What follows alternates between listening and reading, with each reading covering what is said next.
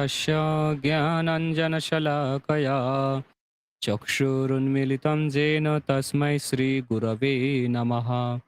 श्रीचैतन्यमनोभीष्टं स्थापितं येन भूतले स्वयं रूप कदा मह्यं ददाति स्वपदान्तिकं। नमयं विष्णुपादाय कृष्णप्रेष्ठाय भूतले श्रीमते भक्तिवेदान्तो स्वामिनिति नामिने।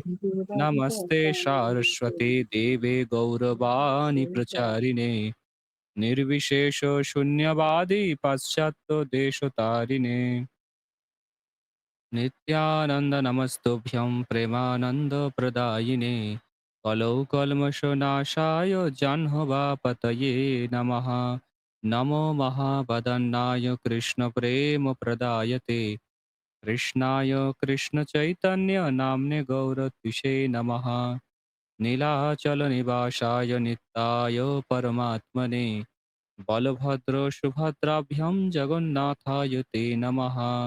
हे कृष्ण करुणा सिन्धु दीनबन्धु जगत्पते गोपेश गोपिका कान्त्य राधा कान्त्य नमस्तुते।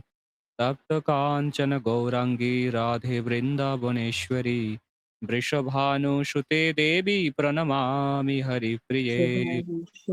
जय श्री कृष्ण चैतन्य प्रभु नित्यानंद प्रियाद्वैत गदाधर श्रीवासादि गौर भक्त वृंद। हरे कृष्णा कृष्ण कृष्ण हरे हरे हरे राम राम राम हरे हरे।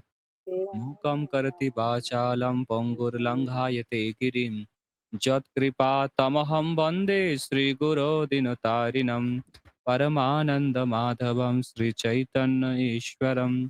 वाञ्छाकल्पतरुभ्यश्च कृपासिन्धुभ्यो एव च पतितानां पावनेभ्यो वैष्णवेभ्यो नमो नमः। হরে কৃষ্ণ। তো আমরা গতকাল গঙ্গা দেবীর মহিমা আলোচনা করা শুরু করেছি।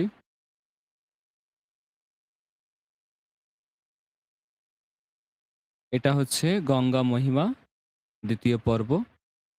আপনাদের সকলকে সান্ধ্যকালীন হরিকথার আসরে স্বাগত। তো সকলের কাছে একটা অনুরোধ যে আপনারা যে গঙ্গা মহিমা শ্রবণ করছেন, সকলকে আপনারা এই বিষয়গুলো শোনানোর চেষ্টা করুন, জানানোর চেষ্টা করুন। যারা এই বিষয়ে জানে না তাদেরকেও এই বিষয়গুলো জানান। শুধু শ্রবণ করলে হবে না, সেটা কীর্তন করতে হবে। শ্রবণের ৪ টি দশা বা ৪ টি স্তর আছে। কি, কি সেগুলো? প্রথমে শ্রবণ। প্রথমে আমরা কোনো বিষয় শুনবো। তারপর স্মরণ। সেটাকে আমরা চিন্তা করব যে কি শুনলাম? আজকের ক্লাসে আমি কি, কি বিষয় নতুন শিখলাম বা জানলাম? তারপর নিধি ধ্যানাম। তৃতীয় স্টেপটা কি? নিধি ধ্যানাম। মানে নিজের জীবনে প্রয়োগ করব। এবং ৪ নম্বর স্টেপটা হচ্ছে কীর্তনম। মানে যেটা শুনলাম সেটা আমি অন্য কাউকে শেয়ার করব বা কাউকে শেখাবো বা বলবো, বোঝাবো। তবে শ্রবণটা কমপ্লিট হয়। এই যে কৃষ্ণ কথা শুনছেন, এটা তখনই সার্থকতা লাভ করবে যখন আপনারা এগুলো শোনার পর এইগুলো বিষয়ে চিন্তা করবেন, স্মরণ করবেন এবং তারপরে কি করবেন? নিধি ধ্যানাম, নিজের জীবনে প্রয়োগ করবেন। এবং তারপরে কীর্তনম, মানে অন্য কাউকে এই জিনিসগুলো শেয়ার করবেন, কাউকে জানাবেন, শেখাবেন। হ্যাঁ? তবে কিন্তু এই শ্রবণটা কমপ্লিট হয়। এই শ্রবণের যথার্থ ফল লাভ করা যায়। না হলে অনেকেই আমরা হরিকথা শুনি, কৃষ্ণ কথা শুনি, কিন্তু সেগুলো আমরা কারোর সঙ্গে শেয়ার করি না, কারোর সঙ্গে আলোচনা করি না, কাউকে জানাই না। শুধু নিজে শিখলাম, নিজে জানলাম, নিজে বুঝলাম, সেটা নিজের মধ্যেই রেখে দিলাম। দেখবেন কিছুদিন পরে এই বিষয়গুলো আস্তে, আস্তে ভুলে যাবেন। যত এই বিষয়ে আপনারা স্মরণ করবেন, যত নিজের জীবনে প্রয়োগ করবেন, যত মানুষকে জানাবেন, তত কি হবে? এই জিনিসগুলো চর্চা হবে। এবং আপনাদের দীর্ঘস্থায়ীভাবে মনে থাকবে। বুঝতে পেরেছেন? তো আজকে আমাদের গঙ্গা মহিমা ২য় পর্ব। গতকাল আমরা আলোচনা করছিলাম যে গঙ্গা দেবী কিভাবে আবির্ভূত হলেন। শাস্ত্রে বিশেষ করে ব্রহ্মবৈবর্ত পুরাণে প্রকৃতি খণ্ডে এই গঙ্গা দেবীর আবির্ভাব বিষয়ে আলোচনা আছে এবং বৃহৎ ধর্ম পুরাণে এই গঙ্গা দেবীর আবির্ভাবের বিষয়ে উল্লেখ পাওয়া যায়। হুম। তো আমরা গতকাল শুনেছি কিভাবে গঙ্গা দেবী আবির্ভূত হচ্ছিলেন। তার আগে সগর রাজার বিষয়ে শুনেছি, সগর রাজার নামটা শুনেছি, কিন্তু তার পূর্বে যে পটভূমিটা ছিল সেটা আমরা জানি না। সেটা আজকে আমরা জানব। হুম? সগর রাজা তিনি একটি অশ্বমেধের যজ্ঞ করেছিলেন। কি যজ্ঞ করেছিলেন? অশ্বমেধের যজ্ঞ। এই অশ্বমেধের যজ্ঞ কারা করে? যারা স্বর্গ রাজ্য লাভ করতে চায়, স্বর্গে যেতে চায়, স্বর্গের আম অধীশ্বর হতে চায়, ইন্দ্র হতে চায়। হ্যাঁ? ১০০ টা অশ্বমেধের যজ্ঞ করলে তবে স্বর্গের রাজা ইন্দ্রের পদ লাভ করা যায়। তো সেইজন্য সগর রাজা তিনি অশ্বমেধের যজ্ঞ করছিলেন এবং অশ্বমেধ যজ্ঞের নিয়ম হচ্ছে একটি ঘোড়াকে নিয়ে আসতে হবে। তার মাথার উপরে একটা সোনার প্লেটের মধ্যে যে যজ্ঞটা করছে তার নাম, তার পূর্বপুরুষের নাম এবং তিনি কেন করছেন সেই সমস্ত এবং তার কোন জায়গা থেকে এই যজ্ঞটা হচ্ছে সমস্ত কিছু লেখা থাকবে। হুম? এবং সেই ঘোড়াটাকে ছেড়ে দেওয়া হবে। সেই ঘোড়াটা ঘুরতে, ঘুরতে, ঘুরতে, ঘুরতে যতদূর যাবে সেই সমস্ত এলাকা যে যজ্ঞটা করেছে তার হয়ে যাবে। বুঝতে পেরেছেন? যে যজ্ঞটা করেছে সেই সমস্ত জমি, সম্পত্তি তার হয়ে যাবে। যদি কেউ সেই ঘোড়াকে আটকায় তাহলে তার সঙ্গে যে যজ্ঞটা করেছে তাকে যুদ্ধ করতে হবে। বুঝতে পেরেছেন? যুদ্ধে যে জয়ী হবে বিপরীত পক্ষে তার সমস্ত সম্পত্তি তার হয়ে যাবে। বুঝতে পারছেন আমি কি বলছি? তো সগর রাজা অশ্বমেধের যজ্ঞ করেছে। এই অশ্বমেধের যজ্ঞে আ তিনি একটা ঘোড়াকে নিয়ে পুজো করেছেন, যজ্ঞ করেছেন, তারপরে ঘোড়াটাকে ছেড়ে দিয়েছেন। ঘোড়াটা ঘুরতে, ঘুরতে, ঘুরতে, ঘুরতে কোথায় এসেছে? কোথায় এসেছে জানেন? কপিল মুনির আশ্রমে। সে নিজে আসেনি। শোনা যায় যে নাগেরা, নাগ যারা ছিল তারা ঈর্ষার বশে এই সগর রাজার ঘোড়া চুরি করে। চুরি করে কপিল মুনির আশ্রমে রেখে দিয়ে আসে। সেই সময় কপিল মুনি ধ্যানস্থ ছিলেন, সমাধিতে ছিলেন। সেই সময় রেখে দিয়ে আসে।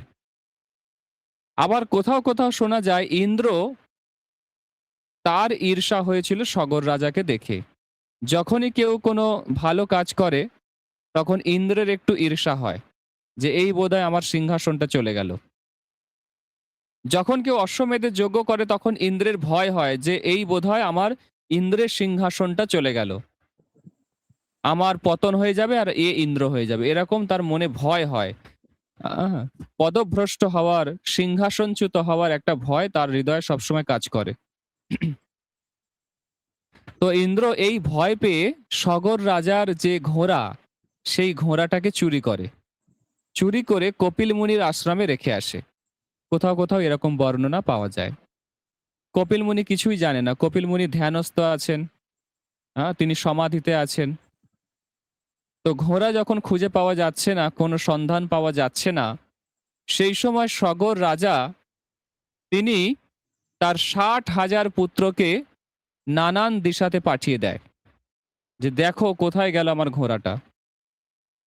তো তারপরে খোঁজ পাওয়া গেল কপিল মুনির আশ্রমে রয়েছে। সবাই সেখানে একত্রিত হলো এবং তারা একত্রিত হয়ে কপিল মুনিকে অনেক ভর্ৎসনা করতে শুরু করলো, অনেক লাঞ্ছনা, গঞ্জনা, অপমান করতে শুরু করলো। কপিল মুনি কিছুই জানতেন না। তিনি ধ্যানস্থ ছিলেন, তার কোনো দোষ নেই। কিন্তু এই সগর রাজার পুত্রেরা কে কি করেছে কিছু বিচার না করে কপিল মুনির আশ্রমে যেহেতু সেই ঘোড়াটা রয়েছে সেই জন্য ভেবেছে কপিল মুনি এই ঘোড়াকে আটকেছে।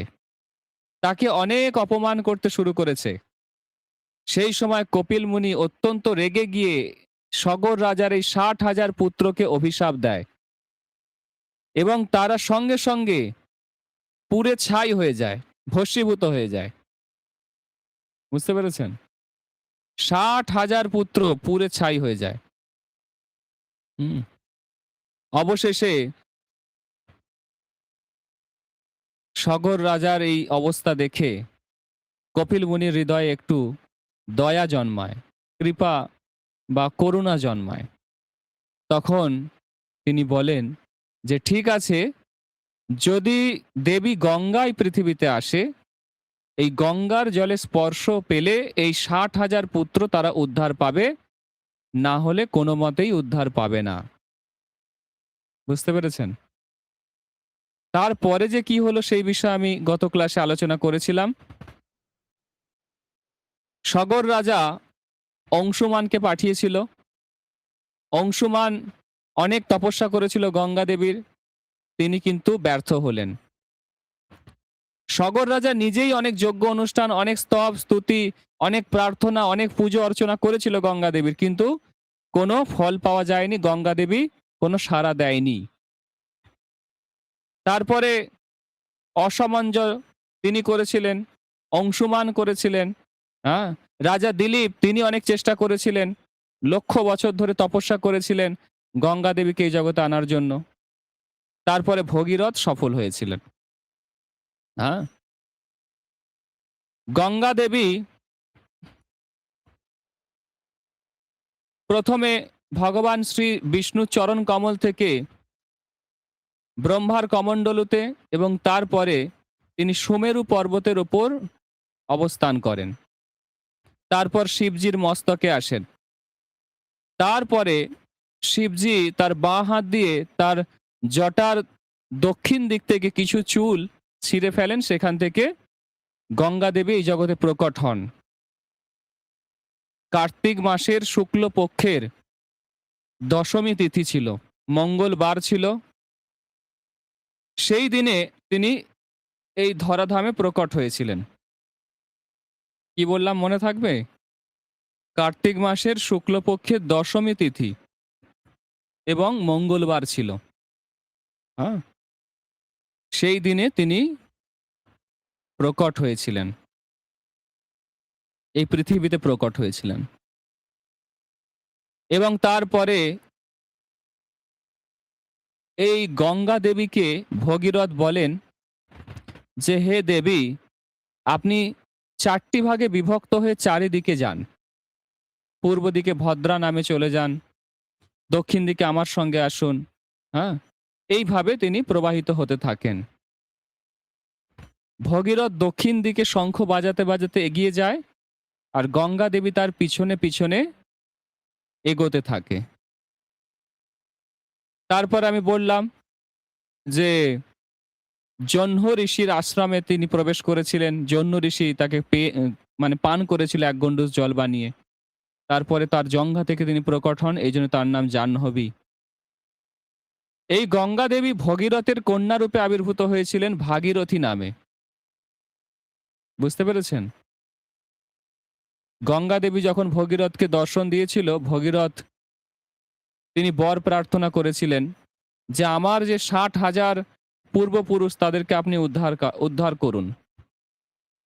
এবং গঙ্গা দেবী প্রসন্ন হয়ে তাকে আরেকটি বর দিয়েছিল, আশীর্বাদ দিয়েছিল যে আমি তোমার কন্যা রূপে ভাগীরথী হয়ে জন্ম নেব। ভগীরথের কন্যা ভাগীরথী হয়ে তিনি আবির্ভূত হয়েছিলেন। ঠিক আছে? তো ২৭ লক্ষ যোজন দূরত্ব অতিক্রম করে সুমেরু পর্বতের উপরে আসেন, তারপরে শিবজির জটায়, হ্যাঁ, তারপরে এইভাবে এই জগতে প্রকট হন উনি। এবং এই গঙ্গা দেবী তিনি সব জায়গাতে বিদ্যমান রয়েছেন। দক্ষিণ দিকে যেতে যেতে তিনি অনেক জায়গায় তিনি শিবজির যে সমস্ত মন্দির ছিল কাশীতে, হরিদ্বারে, এই সমস্ত জায়গায় তিনি প্রবাহিত হচ্ছেন। শোনা যায় এই গঙ্গা দেবীর আবির্ভাবের আর একটা ঘটনা খুব সুন্দর রয়েছে। শাস্ত্রে বর্ণনা করা হচ্ছে যে রাধা কৃষ্ণের শরীরের ঘাম থেকে গঙ্গা দেবীর জন্ম। হ্যাঁ, মন দিয়ে শুনবেন। একবার শিবজি তিনি খুব সুন্দর রাধা কৃষ্ণের ভজন গাইছিলেন এবং শিবজির এই গানে এত আনন্দ পেয়েছেন রাধা মাধব যে তাদের শরীরে যে ঘর্মাক্ত বা ঘর্ম বা হচ্ছে ঘাম, সেটা একত্রীভূত হয়ে গঙ্গা দেবীর জন্ম হয়েছিল। বুঝতে পেরেছেন? এবং এই গঙ্গা দেবী পরবর্তীকালে বৈকুণ্ঠ লোকে ভগবানের স্ত্রী হন।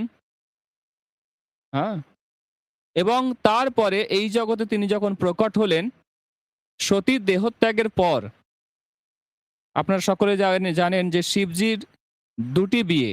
প্রথমে সতী দক্ষ প্রজাপতির কন্যা ছিলেন।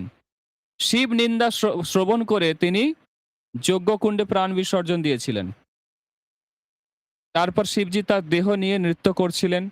ভগবান নারায়ণ সুদর্শন দিয়ে তার দেহটাকে খণ্ড খণ্ড করে টুকরো টুকরো করে দেয়, যেখানে যেখানে পরে সেখানে সতীপীঠ তৈরি হয়। এই জন্য ৫১টা সতীপীঠ রয়েছে। হ্যাঁ,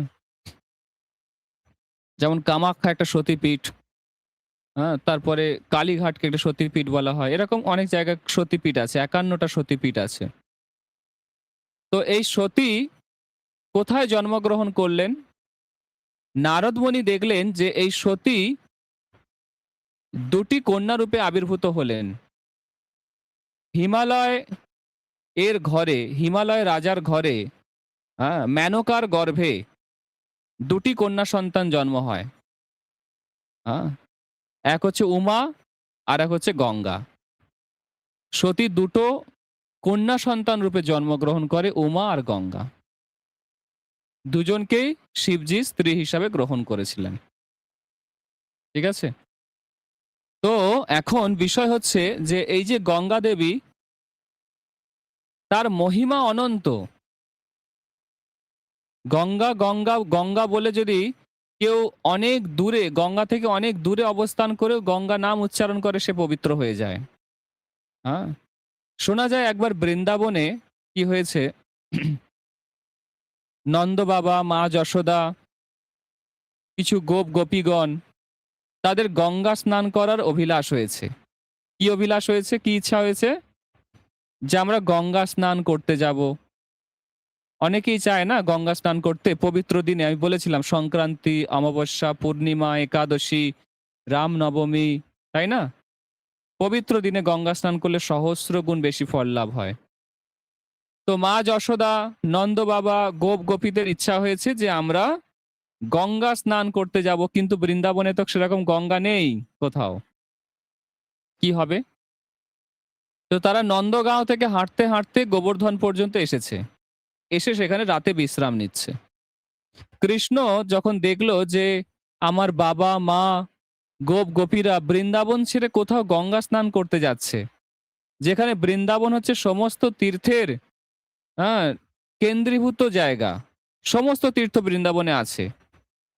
সমস্ত পবিত্র স্থানের মধ্যে বৃন্দাবন শ্রেষ্ঠ।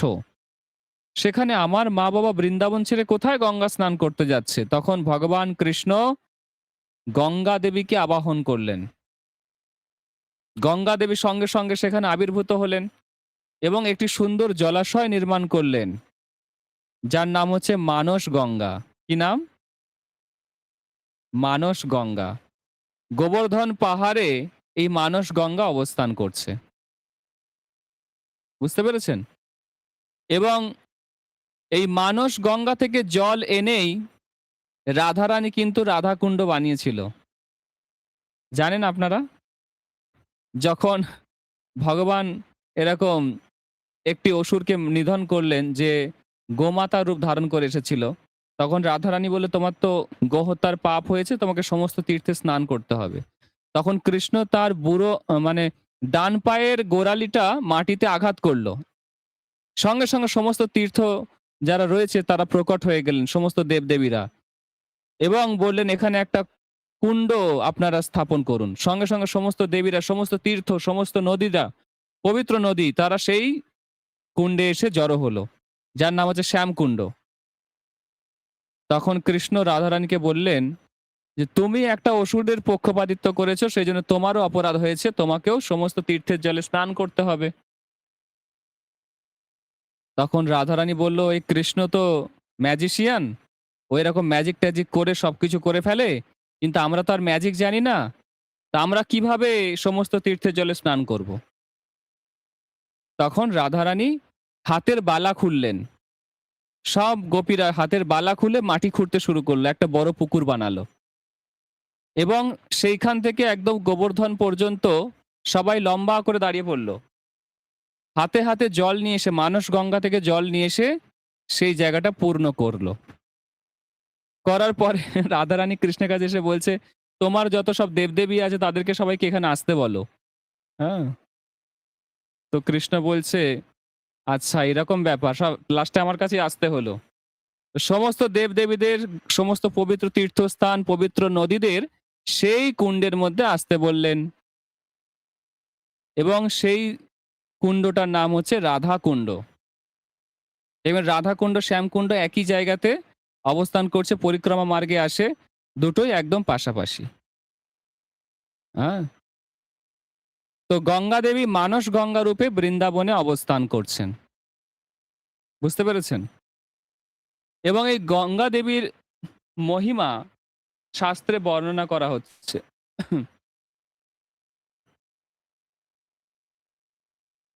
বলছে, সবাই আমার সঙ্গে শ্লোক পাঠ করলে করতে পারেন।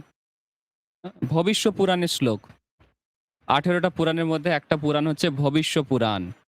সেই ভবিষ্য পুরাণে একটা শ্লোক আছে, সুন্দর শ্লোক। সেই শ্লোকটা হচ্ছে, "যৎ পুণ্যং জায়তে পুংসাং দর্শনে পরমাত্মনঃ তদ ভবে দেব গঙ্গায়া দর্শনে ভক্তি ভাবতঃ।" হুম? সবাই বলতে পেরেছেন? বলুন, "যৎ পুণ্যং জায়তে পুংসাং দর্শনে পরমাত্মনঃ তদ ভবেদ দেব গঙ্গায়া দর্শনে ভক্তি ভাবতঃ।" বলতে পেরেছেন? বলছে, মনুষ্যগণ শ্রী ভগবানের দর্শনে যে পুণ্যফল বা ভক্তি লাভ করেন, মানে সাক্ষাৎ ভগবানকে দর্শন করলে যে পুণ্য হয়, ভক্তি লাভ হয়, বলছে শ্রদ্ধা ভক্তি সহকারে গঙ্গা দর্শন করলেও সেই ফল হয়। হরি বল। হ্যাঁ? কত সুন্দর কথা। সবাই কি ভগবানের দর্শন পায়? না। ভগবানের দর্শন পেতে গেলে অনেক তপস্যা করতে হয়, অনেক উপবাস করতে হয়, অনেক শুদ্ধিকরণ করতে হয়, কষ্ট করতে হয়, তবে ভগবানের দর্শন পাওয়া যায়। বলছে ভগবানের দর্শন করলে যে ভক্তি এবং পুণ্য লাভ হয়, গঙ্গাকে দর্শন করলে সেই একই পুণ্য এবং একই ভক্তি লাভ হয়। আপনারা সবাই গঙ্গা স্নান করেছেন এর আগে অনেকবার। কিন্তু আজকের পর থেকে গঙ্গা স্নান করলে আপনারা অনেক আনন্দ পাবেন। কারণ এইসব মহিমা আগে আপনারা জানতেন না। এখন আপনারা জানতে পারছেন। এবং আমি বলব কি করে গঙ্গা স্নান করতে হয়, গঙ্গার ঘাটে নামার আগে কি করতে হয়, কিভাবে গঙ্গাতে স্নান করতে হয়, সব আমি বিস্তারিত আলোচনা করব। আপনারা শুনতে থাকুন। তাহলে ভবিষ্য পুরাণ থেকে একটা খুব সুন্দর শ্লোক আমি বললাম। হুম? ব্রহ্মাণ্ড পুরাণে একটা খুব সুন্দর শ্লোক আছে। ব্রহ্মাণ্ড পুরাণ। সবাই আমার সঙ্গে বলবেন। "জয়ী পুণ্য বাহিনী গঙ্গা সৎকৃত ভক্ত্যাবগাহিতা তেষাং কুলানাং লক্ষন্তু ভয়াৎ তারয়তে শিবা।" হ্যাঁ? বলছে যারা শ্রদ্ধা ভক্তি সহকারে পবিত্র বাহিনী গঙ্গায় একবার স্নান করে, মঙ্গলময়ী গঙ্গা তাদের লক্ষ সংখ্যক কুলকে সংসার ভয় হতে রক্ষা করে। হ্যাঁ? বলছে একবার যদি কেউ গঙ্গা স্নান করে, সারা জীবনে আপনারা কতবার গঙ্গা স্নান করেছেন? অনেকবার করেছেন। বলছে একবার যদি কেউ গঙ্গা স্নান করে, লক্ষ কুলকে উদ্ধার করে। কুল মানে বংশ। হ্যাঁ? আপনার বংশের লক্ষ পিঁড়িকে উদ্ধার করে দেবে গঙ্গা দেবী। এত ক্ষমতা আছে ওনার, শক্তি আছে। হুম। এই ব্রহ্মাণ্ড পুরাণে আরেকটা খুব সুন্দর শ্লোক আছে। বলুন আমার সঙ্গে, স্নানন্তু ভক্তেয়া গঙ্গায়াং কর্তুং কামস্য গচ্ছত পদে পদে অশ্বমেধস্য ফলং মর্তস্য জায়তে। বলছে যে স্নান বিধি অনুসারে গঙ্গা স্নান অভিলাষী গমনকারী ব্যক্তি পদে পদে অশ্বমেধ যজ্ঞের ফল লাভ করেন। কত সুন্দর কথা, আপনারা জানলে অবাক হয়ে যাবেন। বলছে ধরুন বাড়ি থেকে কেউ মনে ইচ্ছা নিয়ে বেরিয়েছে যে আজকে আমি গঙ্গা স্নান করব। হ্যাঁ, বাড়ি থেকে বেরিয়েছেন যে আমি গঙ্গা স্নান করব।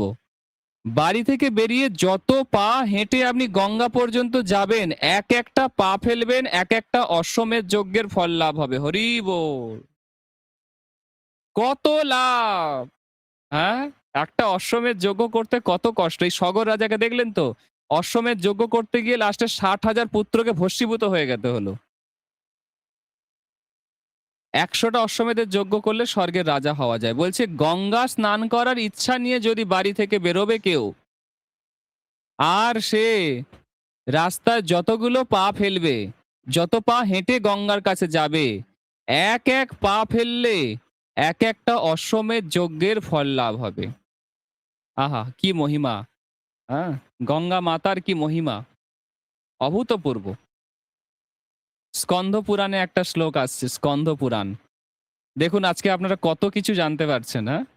স্কন্দ পুরাণে বলছে, বলুন আমার সঙ্গে, গণ্ডূষমাত্র পানেন অশ্বমেধ ফলং লভেত সচ্ছন্দং য পিবেদা পস্তস্য মুক্তি করে স্থিতা। বলেছেন নাকি আরেকবার বলবো? গণ্ডূষমাত্র পানেন অশ্বমেধ ফলং লভেত সচ্ছন্দং য পিবেদা পস্তস্য মুক্তি করে স্থিতা। বলছে হাতে যদি একটু গঙ্গা জল নিয়ে, হাতের মধ্যে একটুখানি গঙ্গা জল নিয়ে যদি কেউ জল পান করে, গঙ্গার জল পান করে, তাহলে অশ্বমেধ যজ্ঞের ফল লাভ হয়। যে ব্যক্তি স্বচ্ছন্দে গঙ্গা জল পান করে তিনি মুক্ত, মানে মুক্তি লাভ করবে এই জন্মে। হরি বল। কত সুন্দর কথা, স্কন্ধ পুরাণে কথা বলা হচ্ছে। হ্যাঁ, গঙ্গা জল যদি একটু খাবেন, গঙ্গা জল সাক্ষাৎ ভগবানের চরণামৃত, একটুখানি হাতে নিয়ে গঙ্গা জল যদি একটু খান, তাহলে কি হবে? অশ্বমেধ যজ্ঞের লাভ হবে। হ্যাঁ, একটা অশ্বমেধ যজ্ঞ করলে কত খরচ, কোটি কোটি টাকা খরচ, কিন্তু সেই অশ্বমেধ যজ্ঞ করার ফল লাভ হবে আর মুক্তি লাভ হবে। কত সুন্দর কথা, গঙ্গার মহিমা অপার। কুর্ম পুরাণ বলে একটা পুরাণ আছে, সেখানে কি বলা হচ্ছে? কুর্ম হচ্ছে ভগবানের একটা অবতার। হ্যাঁ, সমুদ্র মন্থনের সময় ভগবান কুর্মদেব রূপে আবির্ভূত হয়েছিল, যার উপর মন্দার পর্বত রেখে সমুদ্র মন্থন হয়েছিল। কুর্ম পুরাণে কি বলা হচ্ছে? সবাই মন দিয়ে শুনুন, বলুন আমার সঙ্গে, দশা অভ্যন্তরে যস্য গঙ্গা তোয়ে হস্তি মজ্জতি গঙ্গায়াং মরণে যাদৃক তাদৃক ফলম আপনুয়াত। বলছে মৃত ব্যক্তি যে মারা গেছে, তার অস্থি 10 দিনের মধ্যে গঙ্গায় নিক্ষেপ করলে গঙ্গায় মরণের ফল লাভ হয়, বৈকুণ্ঠ প্রাপ্তি হয়। হরি বল। বৈকুণ্ঠ লোকে যাওয়া যায়। যদি কেউ মারা যায় আর তার অস্থি 10 দিনের মধ্যে যদি গঙ্গায় বিসর্জন দেওয়া হয়, তাহলে লক্ষ্মী নারায়ণ ভগবান বৈকুণ্ঠে যেখানে আছে সেইখানে তার গতি হয়, সে সেখানে চলে যায়। হ্যাঁ, কত সুন্দর কথা। আহা! হ্যাঁ, কত আনন্দের কথা। কুর্ম পুরাণে আরেকটা খুব সুন্দর কথা বলা আছে, শুনবেন? শুনতে ইচ্ছা করছে? আনন্দ পাচ্ছেন? বলছে জ্ঞানত গঙ্গায়াং মৃত্যা মুক্তিমাপ্নোতি মানবঃ অজ্ঞানং ব্রহ্মলোকঞ্চ জাতি নাস্তত্র সংশয়ঃ। বলছে জ্ঞানবশত গঙ্গায় মৃত্যুতে ভগবৎ পার্ষদ দেহ লাভ হয়, আর মৃত্যুতে জ্ঞান না থাকলে ব্রহ্মলোক লাভ হয়, এ বিষয়ে কোনো সন্দেহ নেই। বলছে কেউ যদি জেনে শুনে ভালোবেসে গঙ্গায় স্নান করে তাহলে কি হবে? ভগবানের পার্ষদের মতো চতুর্ভুজ নারায়ণ স্বরূপ পেয়ে গোলক বৃন্দাবন বৈকুণ্ঠ লোকে ফিরে যাবে, বৈকুণ্ঠ লোকে ফেরত যাবে।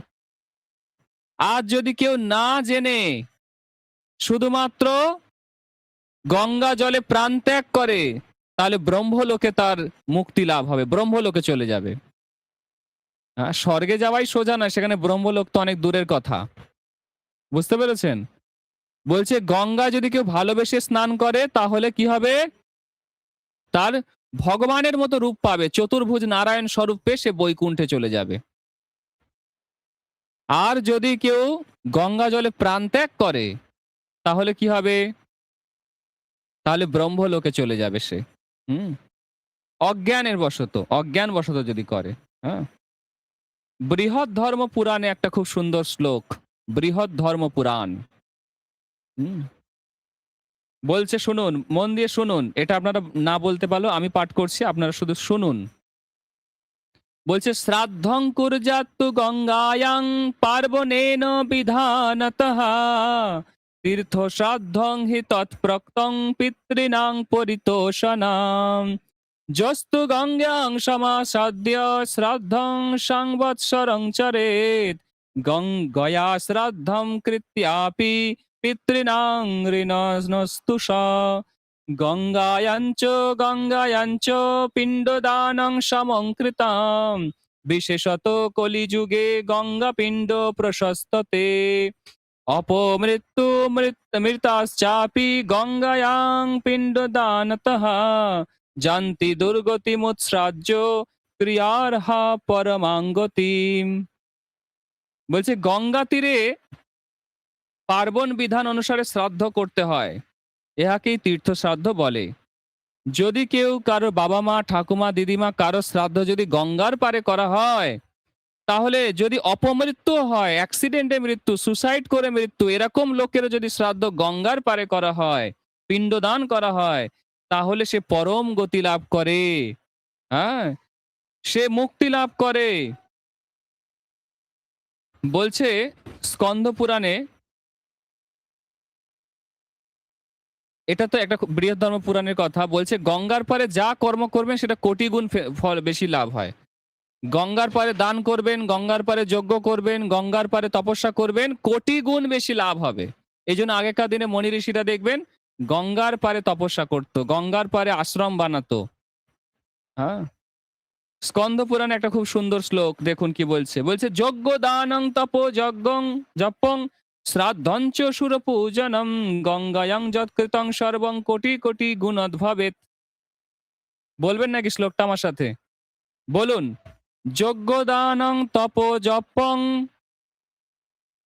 শ্রাদ্ধঞ্চ সুর পূজনম গঙ্গায়ং যৎকৃতং সর্বং কোটি কোটি গুণং ভবেৎ।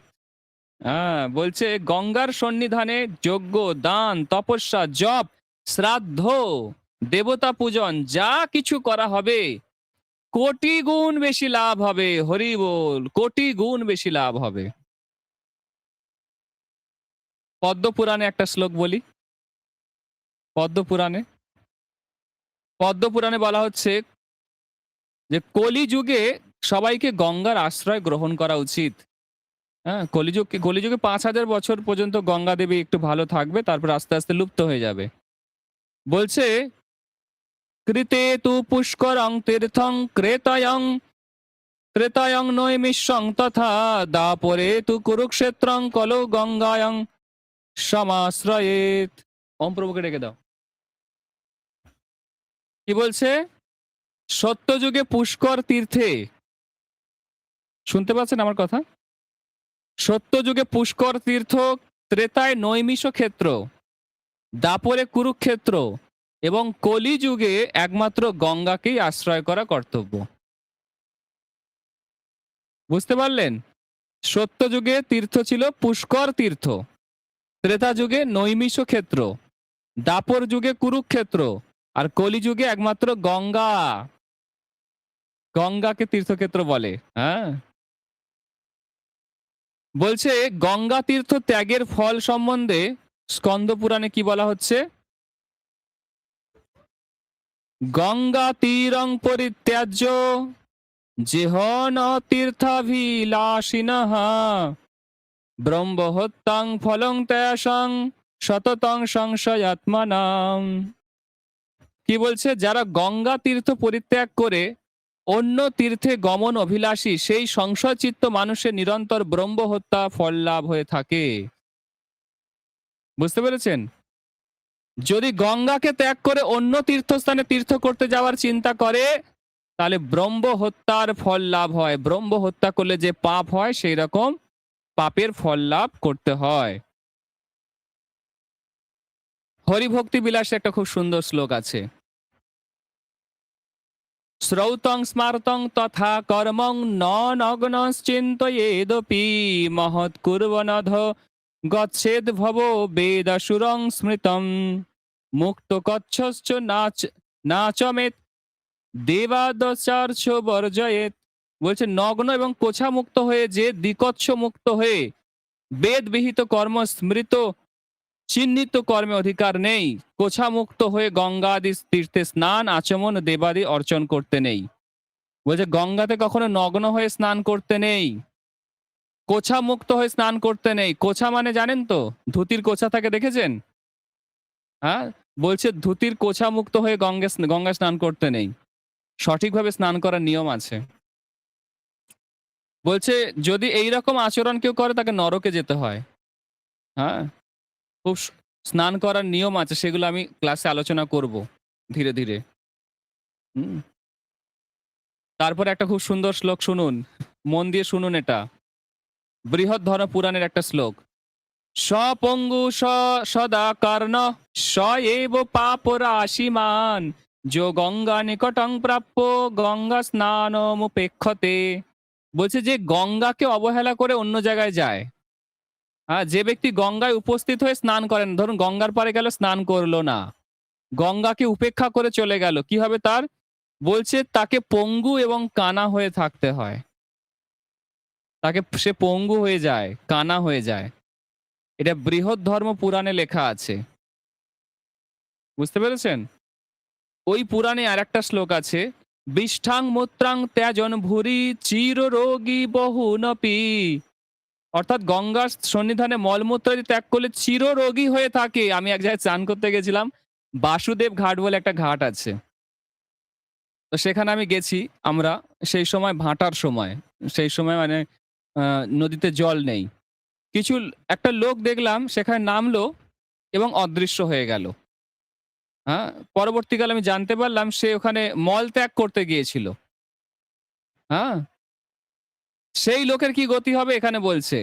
গঙ্গার সন্নিধানে মলমূত্রাদি ত্যাগ করলে চির রোগী হতে হয়। তাই সে সারা জীবন শরীরে রোগ ব্যাধি থাকবে তার। গঙ্গার পাশে গিয়ে টয়লেট করা যাবে না, মল ত্যাগ করা যাবে না। করলে কি হবে? চির রোগী হয়ে থাকতে হবে। স্কন্দ পুরাণে আরেকটা কথা বলি। স্কন্দ পুরাণের একটা কথা বলি। মন দিয়ে শুনুন। নাভ্যাঙ্গিতশ্চ প্রাবিশেদশ গঙ্গায়ান খল্লাদিতঃ ন জল্পন্ন মৃষাবিক্ষণ ন বদন্যানৃতং বচঃ মৃষাবিক্ষণ ইতস্তত বিক্ষমানঃ। বলছে শরীরে তেল মেখে গঙ্গা চান করতে নেই। আজ পর্যন্ত করেছেন নিশ্চয়ই অনেকবার। বলছে শরীরে তেল মেখে গঙ্গায় চান করতে নেই। গঙ্গায় বসে বসে অনেকে গায়ের ময়লা তোলে স্নান করতে করতে, করতে নেই। হ্যাঁ, গায়ের যদি ময়লা তোলার হয় ঘরে বসে স্নান করে তুলুন। গঙ্গায় চান করতে করতে গায়ের ময়লা তুলতে নেই। এবং স্নানের সময় এদিক ওদিক তাকাতে নেই। হ্যাঁ, গঙ্গার সামনে মিথ্যা কথা বলতে নেই। কি বললাম মনে থাকবে আপনাদের? তেল মেখে গঙ্গা স্নান করতে নেই, গঙ্গায় স্নান করার সময় গায়ের ময়লা তুলতে নেই এবং গঙ্গার সামনে মিথ্যা কথা বলতে নেই। গঙ্গা স্নানের সময় এদিক ওদিক বেশি তাকাতে নেই। তাহলে অপরাধ হয়। বুঝতে পেরেছেন? আচ্ছা, বলছে যারা নাস্তিক লোক তাদের গঙ্গা স্নান করতে নেই। যারা নাস্তিক গঙ্গা স্নান করার দরকার নেই। হ্যাঁ, বলছে মদের বোতলকে যতই ধোও সে কি পবিত্র হবে? সেরকম যারা পাপী লোক তারা গঙ্গা স্নান করলে অত পবিত্র হয় না এত সহজে। পাপী মানে যারা এই মদ খায়, জুয়া খেলে এই সমস্ত করে, তারা গঙ্গা স্নান করলেও অত বেশি ফল তাদের লাভ হয় না। হুম, ঠিক আছে? একটা খুব সুন্দর কথা কাশীখণ্ডে বলা হচ্ছে, নক্তং দীনং নিমজ্জপশু কৈবর্তা কিমু পাবনঃ শত শতহপি তথা স্নাতা ন শুদ্ধা ভাবদূষিতাঃ। জেলে বা ধীবরগণ যারা মাছ মাছ কেনে দেখেছেন? যারা মাছ বিক্রি করে, মাছ ধরে, বলছে তারা দিবারাত্র তীর্থ জলে মজ্জন করে তাতে তাদের কিছু হয় না, কিছু লাভ হয় না। নাস্তিকেরা সেরকমই শত শতবার গঙ্গা স্নান করলেও কিছু লাভ হয় না। তাদের ভাব শুদ্ধির অপেক্ষা আছে। তাদের ভাব যতক্ষণ না পবিত্র হচ্ছে, গঙ্গা স্নানের ফল তারা পাবে না। ঠিক আছে? যারা শ্রদ্ধা বিশ্বাসহীন ব্যক্তি গঙ্গায় চান করে তারা ফল লাভ করতে পারে না। বুঝতে পারলেন? তো গঙ্গার আমরা অনেক মহিমা শ্রবণ করলাম। এবার গঙ্গা সম্পর্কে আরো কিছু জিনিস আমরা জেনে নেব। ১৪ টা জিনিস আছে যেগুলো আমাদেরকে ত্যাগ করতে হবে গঙ্গার কাছাকাছি গেলে। ১৪ টা জিনিস আছে যেগুলো গঙ্গার কাছাকাছি গেলে ত্যাগ করতে হয়। লিখে নিন এগুলো, নাহলে ভুলে যাবেন সব। এগুলো ব্রহ্মাণ্ড পুরাণে বলা হচ্ছে। ব্রহ্মাণ্ড পুরাণে চতুর্দশ অসদাচার থেকে মুক্ত থাকতে বলছে। হ্যাঁ? যদি রেফারেন্স চান তো ব্রহ্মাণ্ড পুরাণে এই বিষয়ে উল্লেখ আছে। ঠিক আছে? সংস্কৃত শ্লোকটা আমি আগে বলে দিচ্ছি, তারপরে এক এক করে আমি বর্ণনা করে দিচ্ছি। বলছে গঙ্গাং পুণ্য জলাং প্রাপ্য চতুর্দশ বিবর্জয়েত শৌচমা চমনং কেশম নির্মাল্যং মলমর্শনম গাত্র সম্বাহনং ক্রীড়াং প্রতিগ্রহ মথো রতিম অন্য তীর্থ রতিন চৈব অন্য তীর্থ প্রশংসনম বস্ত্র ত্যাগম যথাঘাতং সন্তরঞ্চ বিশেষতঃ। হ্যাঁ, অর্থাৎ কোন প্রকার শৌচক্রিয়া, হস্তপদাদি প্রক্ষালন মানে পা ধোয়া, এগুলো সব গঙ্গা জলে করা উচিত না। শৌচক্রিয়া করা উচিত না গঙ্গা জলে। ঠিক আছে? আর কি করা উচিত না? পা ধোয়া উচিত নয়। হ্যাঁ? কোন প্রকার আচমন করা যাবে না। হুম? কেশ সংস্কার করা নিষিদ্ধ। মানে কেশ সংস্কার মানে ওই অনেকে গঙ্গায় গিয়ে দেখেন শ্যাম্পু করে। হ্যাঁ? এইসব করা যাবে না। তারপরে কি বললাম? গায়ের ময়লা তোলা যাবে না। বসে, বসে সাবান মাখছে আর গায়ের ময়লা তুলছে। এসব করা যাবে না গঙ্গায় বসে, বসে। গাত্র সম্মাহন। গাত্র সম্মাহন মানে জানেন? তেল মেখে অনেকক্ষণ ধরে ম্যাসেজ করে চান করা। হ্যাঁ? জলবিহার, জলকেলি। অনেকে গঙ্গায় গিয়ে জলকেলি করে। সাঁতার কাটছে, লাফালাফি করছে, ঝাপাঝাপি করছে, যেন সমুদ্র। এইসব করা যাবে না। তারপরে বলছে গঙ্গার কাছে দান করা নিষিদ্ধ। গঙ্গা তটে দান করতে নিষেধ করা হচ্ছে ব্রহ্মাণ্ড পুরাণে। হ্যাঁ? তারপরে গঙ্গার সামনে কোনো নেশা করা নিষিদ্ধ। হ্যাঁ? গঙ্গার সামনে বসে যদি বলেন যে আমি এইখানে যাব, ওইখানে যাব, সেই তীর্থে যাব, এটা নিষিদ্ধ। গঙ্গার সামনে বসে অন্য তীর্থে যাওয়ার সংকল্প করা উচিত নয়। তারপরে গঙ্গার সামনে বসে অন্য তীর্থের প্রশংসা করা উচিত নয়। হুম? তারপরে গঙ্গাতে কাপড় কাচা উচিত নয়। জামা কাপড় ধোয়া এগুলো উচিত নয়। গঙ্গার জলে আঘাত করা উচিত না। অনেকে হাত ছুঁড়ে, হ্যাঁ, যখন সাঁতার কাটে গঙ্গার জলে আঘাত হয়। ওটা করা যাবে না। তারপরে গঙ্গাতে লাফ দেওয়া। অনেকে লাফ দিয়ে গঙ্গায় চান করে দেখেছেন? অনেক উঁচু থেকে লাফ দেয় গঙ্গার জলে। এইগুলো করা যাবে না। এই ১৪ টা নিয়ম আছে, এগুলো মেনে চলতে হবে গঙ্গা স্নান করতে গেলে। মনে থাকবে?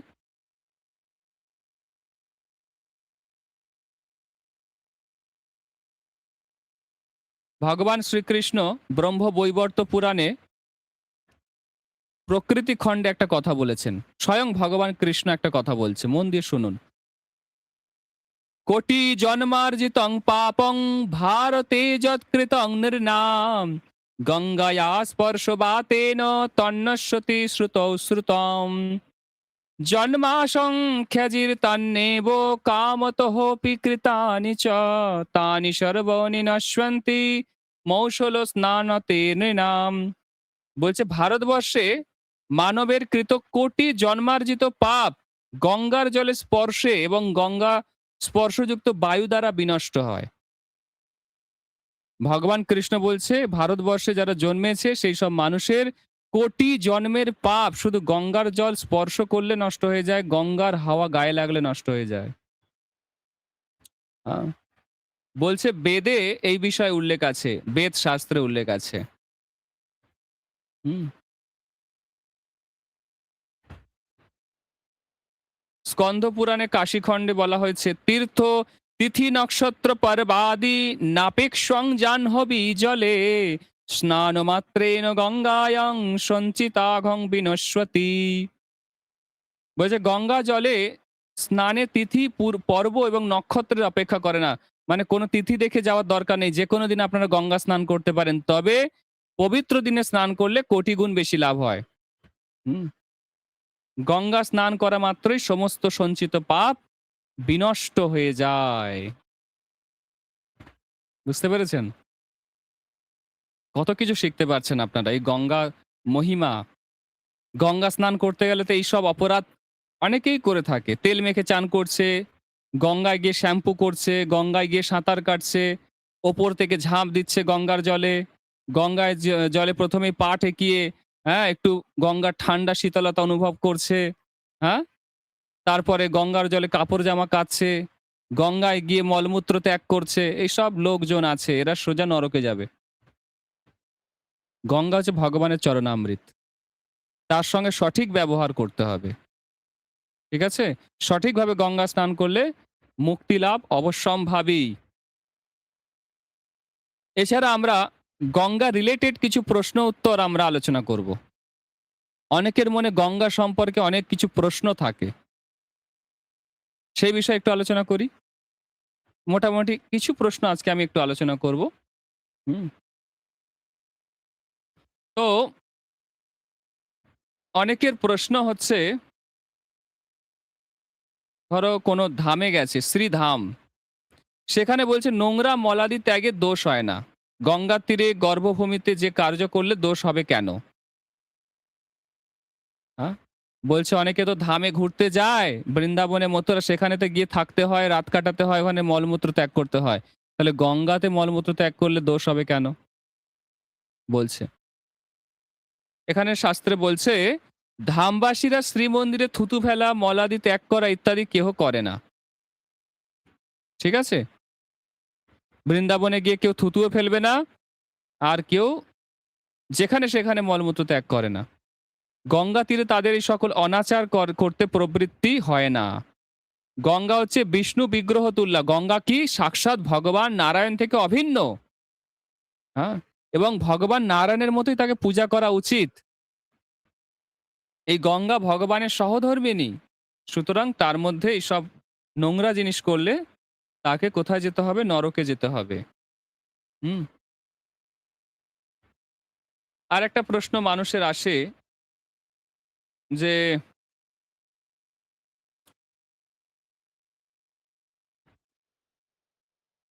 তুলসী মালা পরে, তিলক ধারণ করে কোনো ব্যক্তি শাস্ত্রীয় নিষেধ সমূহ মানে না।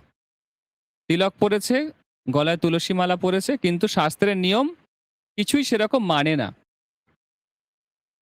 তাদের কি ব্রহ্ম গায়ত্রী গঙ্গায়, মানে গঙ্গায় জপ করা যায়? হুম? দেখা যায় অনেক মলমূত্র ত্যাগের পর গঙ্গা জল ব্যবহার করেন। ভগবৎ ভজনকারীদের শ্রী গঙ্গা বিষয়ে কি তত্ত্ব বোধ হয়? হ্যাঁ, শাস্ত্রে বলছে যে সকল ভক্ত বৈষ্ণব অপরাধী, নাম অপরাধী তাদেরই অপ্রাকৃত বস্তুতে অপ্রাকৃত বোধ না হয়ে প্রাকৃত বোধ হয়। মানে জড় বিষয় মনে করে। অপ্রাকৃত মানে চিন্ময়। চিন্ময় বিষয়কে জড় মনে করে কারা? যাদের নাম অপরাধ হয় এবং যারা ধাম অপরাধ করে, হ্যাঁ, বৈষ্ণব অপরাধ করে তাদের। পদ্মপুরাণে বলা হচ্ছে যে ভগবৎ নাম সম্বন্ধে কত প্রকার অপরাধ আছে তা যদি না জেনে মানুষ অপরাধ করতে থাকে তাহলে তাকে নরকে যেতে হয়, অশেষ দুর্গতি ভোগ করতে হয়। হ্যাঁ, সেরকমই গঙ্গার মহিমা না জেনে গঙ্গায় চরণে অপরাধ করলেও তাকে নরকে গতি লাভ করতে হয়। হুম, সুতরাং আপনারা এরপর থেকে যখন গঙ্গা স্নান করতে যাবেন, গঙ্গার সামনে যাবেন, তখন এই বিষয়গুলো মনে রাখবেন। গঙ্গার সামনে গিয়ে প্রথমে কি করা উচিত? প্রণাম করবেন। তারপরে গঙ্গার স্তুতি করবেন, প্রার্থনা করবেন। হ্যাঁ? তারপরে কিছুক্ষণ ১ মালা ২ মালা জপ করতে পারেন। গঙ্গা দেবীর কাছে কৃষ্ণ ভক্তি প্রার্থনা করতে পারেন। তারপরে স্নান করতে পারেন। খুব আস্তে, আস্তে ধীরে, ধীরে যে বিধি-নিষেধগুলো বললাম সেগুলো মনে রেখে স্নান করতে হবে। ঠিক আছে? কারো কোনো প্রশ্ন থাকলে আপনারা বলুন। এই থাক তবে অমৃত লহরী, বদন ভরে বল সবে, হরি, হরি, হরে কৃষ্ণা, কৃষ্ণ কৃষ্ণ, হরে হরে, হরে রাম, রাম রাম, হরে হরে। আচ্ছা, আপনাদের ভালো লাগছে শুনতে? কার, কার ভালো লাগছে একটু দেখি। একটু স্পিকারটা অন করে বলুন দেখি কার, কার একটু ভালো লাগছে, কি অনুভব হচ্ছে?